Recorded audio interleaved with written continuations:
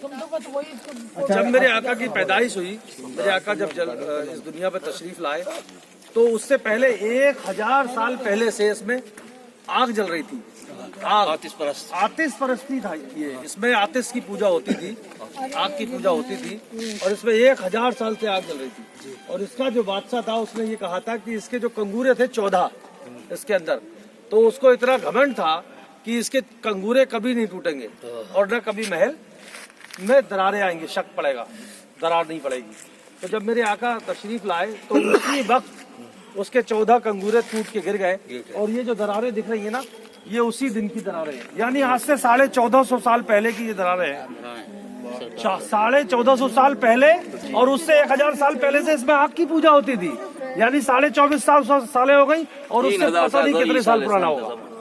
तो इसकी मलिका थी वो जो हजरत इमाम हुसैन रज़ियल्लाहु ताला की बीबी शहर बानो, इसी की मलिका थी बीबी शहर बानो। इनकी बेटी थी महल की, महल के जो बादशाह थे उसकी बेटी थी बीबी शहर बानो।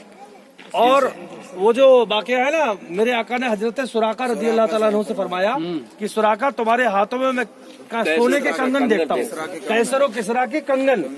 तो आपका जब बहुत कमजोर हो गए तो लोगों ने कहा कि आपका अब विशाल का वक्त आ गया है, तो कहा नहीं, मेरे आका का फरमान है कि मेरे हाथों में सोने के कंगन कैसर और किसरा के देखना है, तो मैं अभी इंतकाल नहीं हो सकता मेरा।